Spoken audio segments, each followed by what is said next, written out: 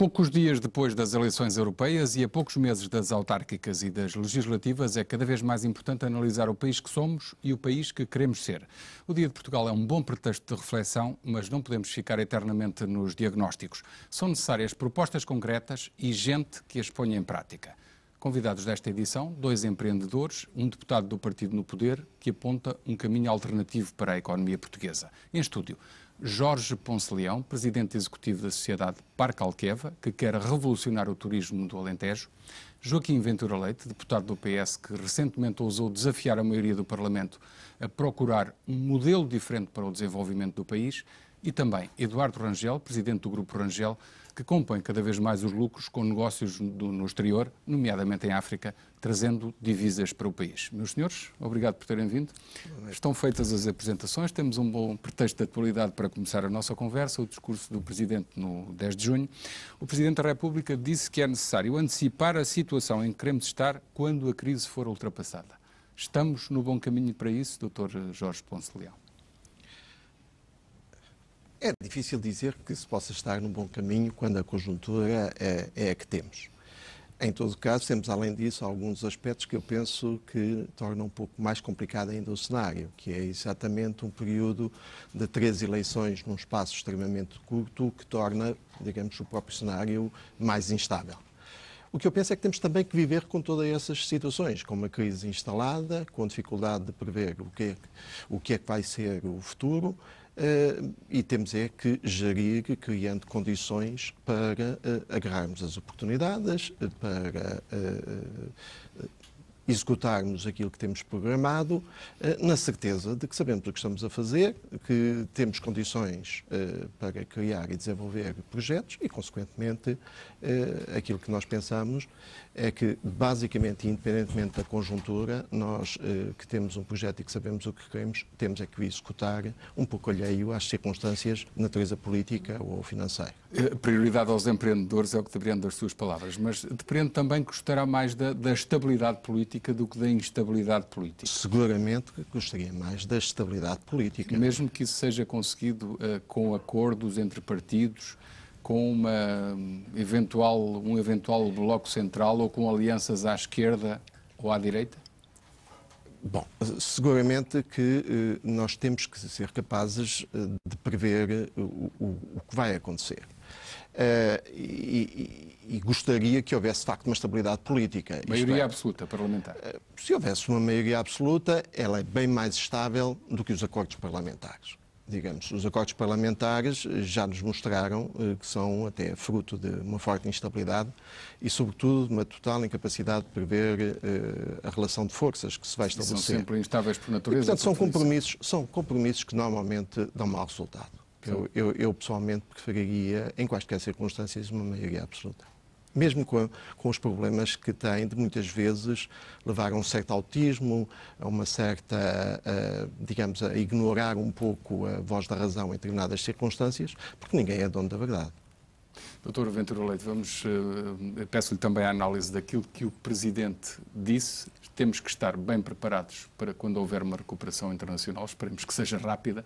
Estamos no bom caminho para isso? Estamos a fazer o que devíamos ou não? Bom, eu não ouvi o que disse o Sr. Presidente em relação a essa questão. De qualquer forma, ouvi alguns apontamentos e achei que, enfim, que o Sr. Presidente tinha razão. Tem razão em estar preocupado, de facto, com o nível de abstenção dos portugueses e o alheamento que os portugueses têm mostrado relativamente às questões que interessam ao país. Agora, não tenho qualquer dúvida que é crucial para o país que se antecipe em que situação vamos estar depois da crise, porque estou convencido que os países que vão sair melhor da crise são aqueles que começarem a trabalhar já para esse cenário. E nós estamos a fazê-lo ou não? E eu não considero que estejamos a fazê-lo.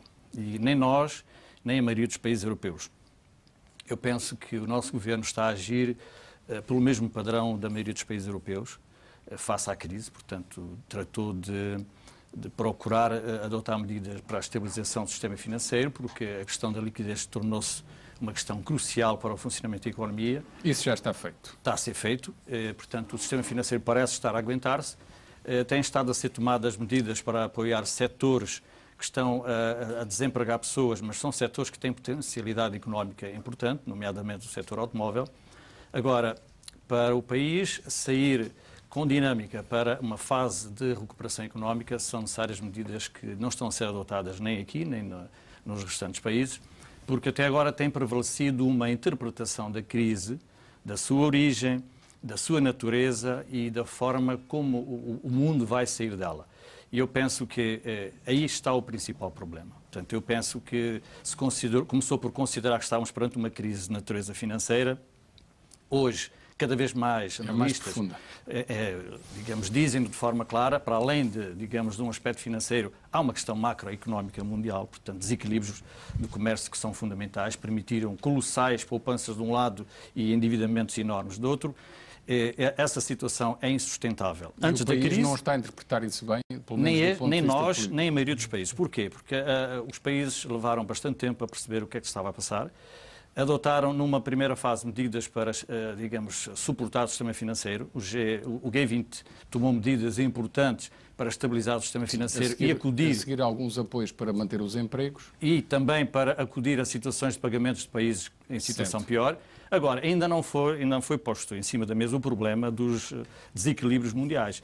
E do endividamento do mundo ocidental. Do mundo ocidental, face à China e face também à Alemanha. Se pudermos, já vamos a essa fase da nossa conversa, mas pergunto-lhe sobre aquilo que será o futuro político a curto prazo. Para garantir alguma estabilidade e algum progresso no país, prefere maioria absoluta, acordos... ou até governo sem maioria absoluta. Eu não quero fazer um jogo de palavras. O que eu preferia era uma maioria adulta. Ou seja, que fosse possível no país estabelecer-se um grande consenso, com ou sem maioria, em torno daquilo que é o projeto que o país tem que abraçar. E isso tem sido, de facto, aquilo que mais tem feito falta ao país. Portanto, nós temos projetos de cada vez que temos um governo. E nós precisamos de um projeto nacional. Temos condições para o fazer. Os espanhóis fizeram? Eu penso que os espanhóis, de uma forma talvez natural, conseguiram estabelecer alguma unidade em torno de uma estabilidade política também que foi assegurada, de certa maneira, pela monarquia. Portanto, conseguiu ultrapassar algum tipo de clivagens artificiais que nós temos mantido e que agora foram bem visíveis durante a campanha eleitoral, em que fizemos uma campanha sobre uma matéria que não era aquela que estava em causa. Portanto, eu considero que o país precisa de uma maioria adulta capaz de interpretar, digamos, as condições das pessoas e aquilo que é possível e que mobiliza a sociedade portuguesa. Muito bem, já vamos àquilo que tem como ideia de projeto para o país. Eu pergunto ao Comendador Eduardo Rangel também a sua opinião sobre aquilo que o Presidente disse, se estamos de facto a fazer aquilo que é preciso para preparar o país, para aproveitar a retoma quando ela vier. Eu acho que, eu estou de acordo com o que diz o Presidente, mas eu acho que há aqui um aspecto muito importante e que vem de acordo com o que ele diz, que é preciso primeiro preparar e é preciso primeiro compreender o que é esta crise. É que eu acho que ainda ninguém percebeu muito bem que crise é esta, não é? Começou por ser uma crise financeira, era o casino estourou, não se sabe onde é que andou o dinheiro, desapareceu, Era virtual, agora a economia real começou-se a ressentir, mas tudo isto tem que, se calhar, razões históricas por trás, que é preciso compreendê-las, a globalização, os efeitos da globalização, como ela foi feita, a desregulação completa de todos os mercados. Tudo isso está identificado, embora não tenha sido interiorizado pela maior parte dos agentes económicos e dos agentes políticos. Exato, mas há um aspecto que é importante, que é saber se nós estamos a recuar na economia para um patamar que é esse o patamar no qual devemos ficar e a partir daqui começar a crescer gradualmente, sim, mas lentamente, ou se de facto nós estamos na expectativa que daqui por um ano tudo é igual ao que era há 2 anos atrás. Acho que não vai ser, na sua opinião? Não vai ser, na minha opinião, não vai ser. E vai demorar muito mais a recuperar do que aquilo que as pessoas estão a imaginar. O que é importante é, de facto, preparar o país, preparar as empresas. E preparar o país é lançar grandes obras públicas, como está previsto? Eu, neste momento, acho que não. Eu, neste momento, sou muito cético em relação às obras públicas, ao tipo de obras públicas que estão anunciadas. E quais em concreto? Eu, em relação ao TGV, por exemplo, tenho muitas dúvidas que o TGV seja um projeto vencedor, seja um projeto com retorno. O TGV é um investimento de 9 mil bilhões de euros e que a rentabilidade dele é ainda não se consegue perceber muito facilmente. Há, por exemplo, um anúncio de que vai ter 6 milhões e meio de passageiros no Lisboa-Madrid e depois o paradoxo que em 2030 teria 9 milhões e meio. Então, quer dizer, agora apareciam 6 milhões e meio e depois 3 milhões demorariam quase 20 anos a aparecer. Quer dizer, não faz muito sentido. Acho que os dados estão todos um pouco fiáveis. É preciso realmente preparar, dizer, não acredita nos estudos que o Governo está a apresentar. Eu não acredito nos estudos, na perspectiva de uma coisa que é ser a realidade, o realismo da questão. Que gastarem 4 mil milhões e meio de euros a fazer o TGV Porto-Lisboa, o TGV Porto-Lisboa parece-me necessário, parece-me interessante, até para mim, que viajo todas as semanas para Lisboa, que sou do Porto, mas na verdade é muito dinheiro. É preciso e é uma linha com poucos melhoramentos, que já recebeu muito dinheiro de investimento. Melhorou bastante, basta e que já algum melhorou melhoramento bastante. Para fazer em 2 horas e meia eu até acredito que um dia vamos ter que fazer o TGV. Um dia vamos ter que ter linhas de TGV. Agora, não sei se é este momento. Nem é este momento de fazer, se calhar, até um novo aeroporto. Nem é este momento, se calhar, de fazer todas as plataformas logísticas. Uma nova travessia no Tejo, em Lisboa. E a nova travessia do Tejo. Porquê? Porque o que estamos nós a fazer nas empresas hoje é olhar para o impacto desta crise económica e adaptar a empresa, reformular os projetos, aqueles que é possível reformular. É verdade que há projetos que já não são possíveis de reformular, é preciso ver se a gente pode ainda vai a tempo de reestruturá-los. Agora, nós nas empresas estamos a ter que fazer isso, não é? O Governo também tem que fazer. O Governo tem que fazer, tem que olhar para os projetos, não é? Jorge Ponce de Leão, faça favor, em relação a estas grandes obras, a sua opinião. Bom, eu confesso que não tenho a informação toda para ter uma opinião totalmente fundamentada. Sim, mas é um cidadão esclarecidíssimo, mas diria eu. Há algo que para mim tenho por seguro, é de que só faz sentido um determinado tipo de grandes investimentos públicos se eles forem enquadrados num modelo de desenvolvimento que depois justifica esses investimentos. E os projetos que estão em causa estão enquadrados? É preciso que os projetos, digamos, que inclusivamente o próprio setor privado, que os projetos que são desenvolvidos pelo setor privado se enquadrem no sentido de justificar depois o investimento público. Portanto, se o investimento público serve como motor de desenvolvimento, é necessário garantir que são criadas condições para que todo o modelo de desenvolvimento económico crie sentido a esse investimento público. E essa harmonia encontra nestes grandes projetos e no entrosamento com a iniciativa privada? Eu tenho dificuldades em encontrá-la em alguns deles. Por exemplo?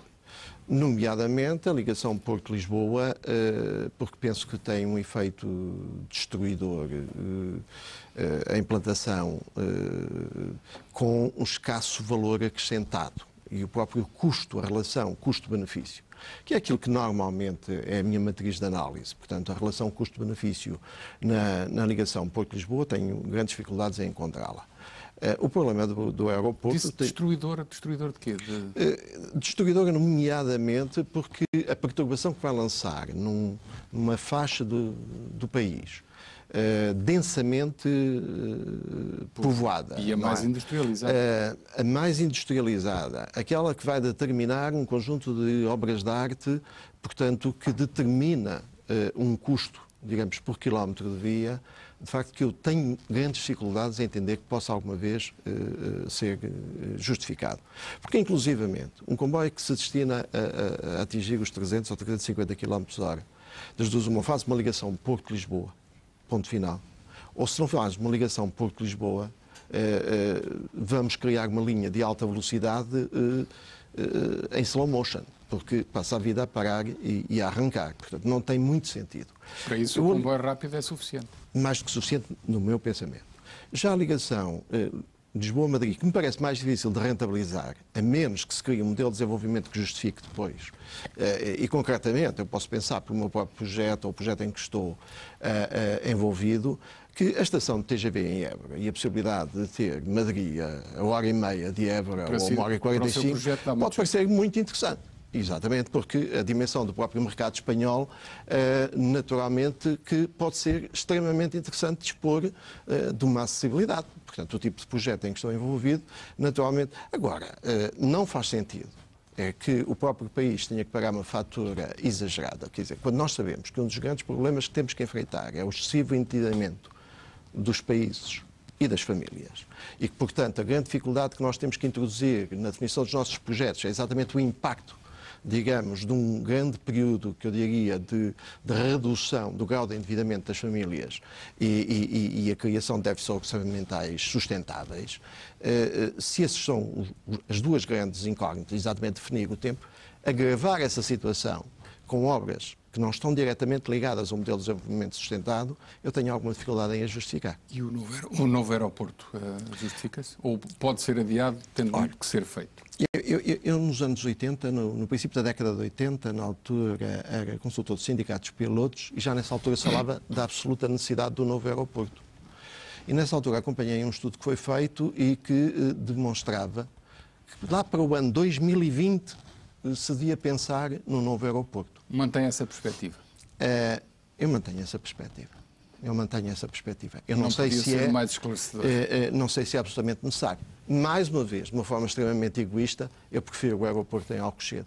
Porque está perto do seu empreendimento. Exatamente. Fica-lhe bem essa honestidade reconhecida. Mas, de qualquer maneira, não é mais esse quarto de hora de diferença que põe em causa. Dr. Ventura Leite, o que é que cortava de grandes obras públicas? Todo este pacote que está anunciado... Bem, as estradas já foram concessionadas, 7 das 10 grandes concessões. Essa já não é hipótese. Eu não tenho condições para dizer o que é que cortava, mas posso reagir à questão que foi colocada e utilizando a questão que foi colocada pelo Sr. Presidente e pondo as coisas desta forma. De que maneira é que o novo aeroporto de Lisboa e o TGV, nomeadamente a ligação a Madrid, podem contribuir para que o país, daqui a 4 ou 5 anos, ou daqui a 10 anos, esteja de facto melhor para competir, digamos, numa situação nova a nível da Europa e a nível mundial. E contribui ou não? E para mim, para que o país seja preparado para sair melhor, mais forte da atual situação, eu preferia aplicar essas verbas noutro tipo de investimentos. Por exemplo? E adiava durante algum tempo. Mas queria fazer uma observação. As informações que eu obtive enquanto deputado vão no sentido de que as ligações ferroviárias ao norte estão saturadas e, portanto, que a construção de uma nova linha, seja ela de alta velocidade ou não, é absolutamente fundamental se queremos diminuir o transporte de mercadorias e de passageiros por automóvel particular. Portanto, essa questão para mim é uma questão que não é tão polémica porque toda a gente diz que, de facto, há uma saturação das atuais linhas e, portanto, o país tem que apostar em meios de transporte alternativos e, portanto, vejo essa ligação como uma ligação que tem que ser feita. Já em relação a Madrid, eu penso que a nossa integração com a Espanha poderá vir a tornar justificada, digamos, esta obra. Agora, penso que quer a Espanha, quer Portugal terão todo o interesse em repensar aquilo que está a ser hoje programado do lado de lá e do lado de cá. Portanto, eu preferia que os recursos que o país disponha e que possa vir a obter por novo endividamento sejam aplicados prioritariamente noutras áreas. Áreas que criem emprego, mais emprego, e que criem algum tipo de retorno em termos de redução do endividamento externo. Falo, por exemplo, do investimento na eficiência energética. A eficiência energética ao nível do Estado, das empresas, das famílias, dos transportes, é crucial para a criação de emprego, para a redução do endividamento externo. E estudos americanos dizem de uma forma muito clara, antes mesmo da nova administração tomar posse, que o setor da indústria de eficiência energética e das energias renováveis será o setor que vai criar mais emprego nos Estados Unidos nos próximos 25 anos. Num país como o nosso, que é altamente ineficiente em termos de utilização de energia, este era o investimento prioritário que devíamos fazer, para que as nossas empresas tivessem mais capacidade competitiva, gastando menos energia para produzir o mesmo que hoje produzem. E, portanto, penso que essa seria, de facto, a questão central. Mas há outros investimentos que nós podemos fazer para reduzir o desperdício na água. Nós somos o 6º país consumidor de água a nível do mundo, que é uma barbaridade. E consumimos porque desperdiçamos. Desperdiçamos montanhas de água. Para termos a água, temos que gastar energia. E nós, se fôssemos, neste momento, lançar a remodelação dos sistemas de abastecimento de água em baixa, podíamos ter um volume de investimentos equivalente ao das 10 barragens que estão a ser feitas. Mas o retorno disso seria muito grande? Seria elevado porque nós temos hoje, com a perda da água nas condutas e na má utilização, temos perdas avaliadas em cerca de 2 mil milhões de euros por ano. Portanto, o retorno seria um retorno naturalmente muito positivo. O seu projeto é mais vasto, já lá vamos. Comendador Rangel, pergunto-lhe, em relação àquilo, ainda em relação aos elementos do discurso do Presidente da República, ele avisou mais uma vez para a ausência de escrúpulos e a visão de curto prazo de alguns agentes económicos e disse que é preciso uma cultura de transparência e prestação de contas. Isto é um problema do país, certo? É um problema grande, não é? Nós sabemos que... Como é que ele se resolve? O país precisa, de facto, de uma coisa que ele também diz, é apelar a um sentido ético nos negócios, nas empresas. E isto é uma coisa que se tem perdido ao longo dos anos. Aquele empresário de há 40 anos atrás que era respeitável e nós sabemos de histórias que se suicidavam quando faliam e coisas desse tipo. Hoje não existe esse tipo de cultura. Havia uma expressão que um dia um empresário me disse que era a palavra dada nos negócios valia mais que 1001 assinaturas. Era a palavra das pessoas. Exatamente. E isso foi-se perdendo e passou-se agora para o outro lado da barreira, que vale tudo, não é? E o que aconteceu, de facto, na economia, e que nós vimos o que aconteceu, não só em Portugal, não estou a falar que isto é um problema dos portugueses, é um problema do mundo. Sim, mas nós temos que o resolver também. E que temos que o resolver, porque é, de facto, fundamental que haja transparência e ética nos negócios, porque não se pode continuar a ter dúvidas de que eu ganhei um concurso e se eu merecia ter ganho, ou se eu ganhei por uma razão qualquer que Deus sabe qual foi. Estas questões não se podem continuar a colocar, tem que haver transparência, temos que confiar na banca, temos que confiar nos homens que dirigem. Sim, mas se me permite a síntese, eu vejo por detrás disto comportamentos como engana-se o próprio acionista, engana-se a concorrência porque se falseiam as contas, olha-se para o curto prazo para se aumentar o seu próprio bónus, prejudica-se o pagamento aos próprios trabalhadores porque depois não há dinheiro para eles, atrasam-se os pagamentos aos fornecedores, por exemplo, tudo por aí adiante. Uma questão que sempre se levantou ao longo dos anos, que eram as dívidas fiscais, quer à Segurança Social, quer às finanças, que muitas empresas utilizavam isso para fazer concorrência desleal a empresas que cumpriam as suas obrigações. E isso ainda não está resolvido. Isso ainda não está resolvido, não é? Ainda há muita empresa que continua enrolada neste sistema. E, portanto, enquanto não formos capazes, de facto, de fazer as pessoas, os gestores que estão à frente dessas empresas, agirem com ética nos negócios, há muita coisa que ainda vai ser complicado, não é? E isso acho que o Presidente alertou para um aspecto fundamental, que é fazer isso, não é? Jorge Ponce Leal. Eu não podia estar mais de acordo sobre este aspecto, não é? E de resto, na minha experiência profissional, exatamente porque tive a hipótese de lidar com alguém que de facto tinha esse tipo de postura nos negócios e que não deixa de marcar por um enorme sucesso, e porque hoje me encontro ligado a um projeto em que uma das razões... Pode dizer nomes. Podemos dizer nomes, não é? No grupo Jerónimo Martins, com o Celso Santos. E é evidente que hoje estou com o Dr. Zé Roquete. Não é? Quer dizer que tem a mesma postura de investidor, não de especulador imobiliário. Portanto, é uma pessoa que me disse claramente que se tratava de um projeto multigeracional. Portanto, um projeto que não era para ser desenvolvido com o objetivo do retorno imediato, que era essencialmente para garantir o projeto do Parque Alqueva. Era um projeto que, basicamente, tem como objetivo, de facto, proceder a talvez um dos maiores reordenamentos territoriais que alguma vez se fez em Portugal e que tem como, digamos, como vetores essenciais alguns dos aspectos que, por exemplo, o Sr. Ventura Leite acabou de salientar.